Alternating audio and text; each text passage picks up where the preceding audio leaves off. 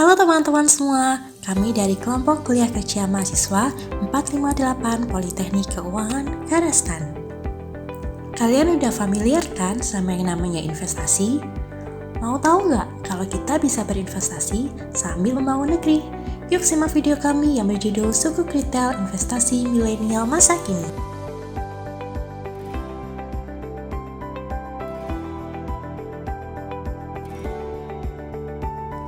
Apa sih sukuk retail itu?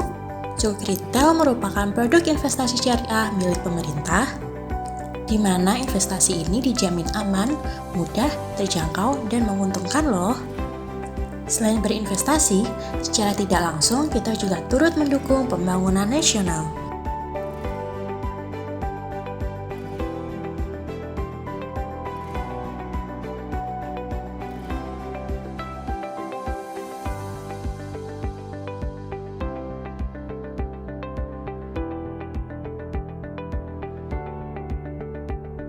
Dalam pengelolaannya, sukuk retail menggunakan prinsip syariah.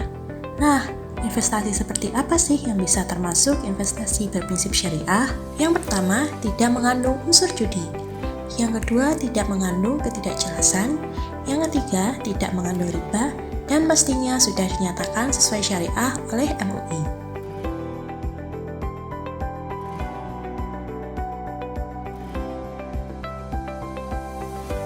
Karena pengelolaannya menggunakan prinsip syariah, maka dalam penerbitannya menggunakan akad ijaroh atau aset to be leased, di mana dana hasil dari penjualan sukuk digunakan negara untuk berinvestasi dalam bentuk barang milik negara, dan hasil kegiatan investasi tersebut adalah imbalan yang diterima investor nanti.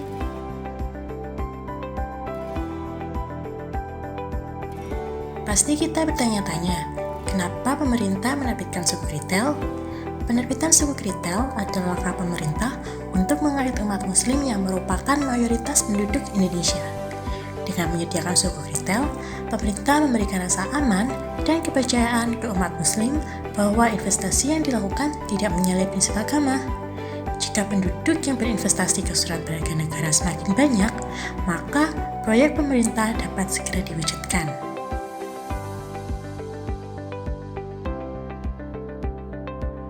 Sukuk retail bukanlah surat berharga satu-satunya yang dikeluarkan pemerintah. Apa sih yang membuat sukuk retail berbeda dengan produk investasi pemerintah lainnya?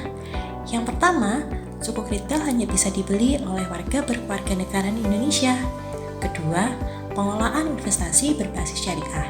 Ketiga, pembelian sukuk minimal 1 juta rupiah. Keempat, memiliki masa jatuh tempo 3 tahun. Kelima, menerima imbalan tetap sebesar 6,05% per tahun yang dibagi per bulan. Dan yang terakhir, sukuk dapat diperjualbelikan di pasar sekunder antar investor domestik.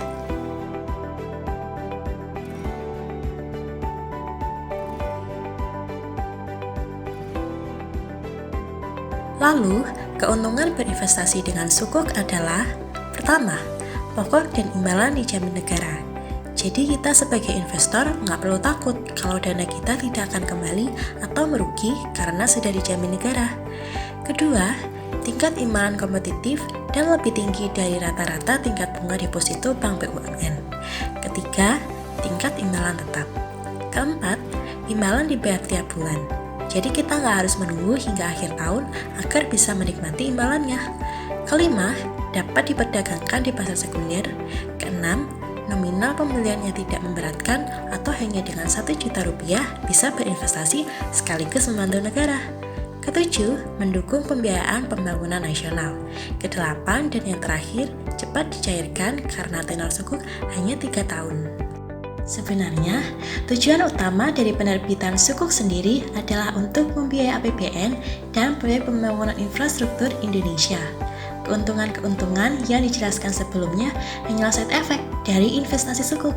Maka dari itu, jika ada uang lebih, jangan lupa ya untuk berinvestasi ke sukuk. Nah, jadi teman-teman udah pada tahu kan apa itu sukuk retail dan bagaimana seluk-beluknya? Jadi tertarik nggak sih buat berinvestasi? Pas banget nih saat ini pemerintah melalui Direktorat Jenderal Pengelolaan Pembiayaan dan Risiko Kementerian Keuangan menerbitkan sukuk retail berseri SR013. Makin penasaran kan? Yuk kita simak. Ada 4 tahap tahap dalam penerbitan sukuk retail ini.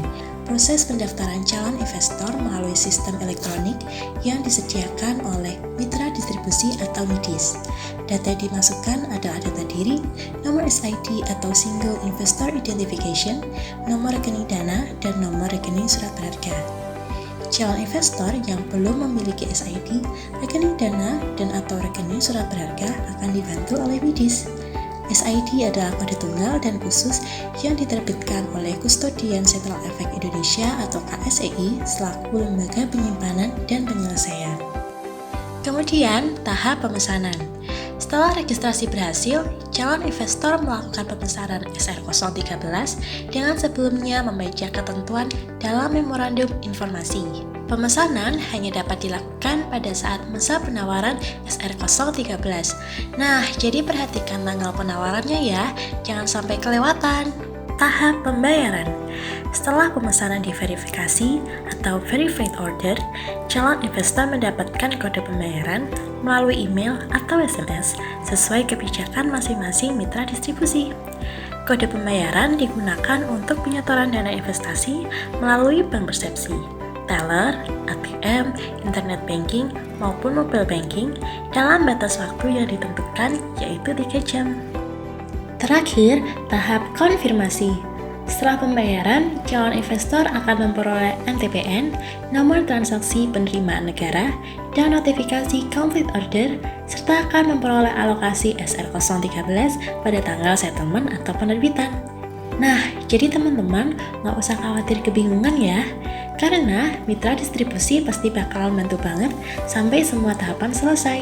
Dan setelah penerbitan, kalian tinggal duduk manis dan menunggu imbal hasilnya tiap bulan yang bakalan masuk ke rekening kalian sendiri. Timeline SR013. Masa penawaran dimulai pada tanggal 28 Agustus 2020 pukul 9 waktu Indonesia Barat dan akan berakhir pada tanggal 23 September 2020 pukul 10 waktu Indonesia Barat. Penetapan hasil penjualan pada tanggal 28 September 2020 dan pada tanggal 30 September 2020 merupakan tanggal settlement atau penerbitan. SR013 mulai dapat diperjualbelikan di pasar sekunder pada tanggal 11 Desember 2020. Nah, jadi kita bisa beli lewat mana nih ya mitra distribusinya? Perusahaan efek khusus seperti Bariksa, Tanam Duit, Invisi, Bank Umum Syariah, seperti BRI Syariah, Mandiri Syariah, Bank Muamalat, BNI Syariah, perusahaan efek seperti Dana Reksa Sekuritas, Mandiri Sekuritas, Trimegah Sekuritis, Plana Sekuritas, Sekuritas Sinarmas, Bank Umum seperti BCA, HSBC Bank, Mandiri, BNI, Permata Bank, Bank BRI, Bank BTN, Main Bank, OCBC NISP, DBS, Panin Bank, CIMB Niaga, Danamon, Commonwealth Bank, Bank Mega, UB Indonesia. Perusahaan fintech peer-to-peer lending seperti Investri, Modalku, Coinworks. Oke, terima kasih teman-teman sudah menonton. Semoga bermanfaat. Jangan lupa like and subscribe ya. Jika teman-teman menginginkan informasi lebih lanjut, silakan cek di www.kemenq.go.id/sukuk retail. Sukuk retail, investasi rakyat, penuh manfaat.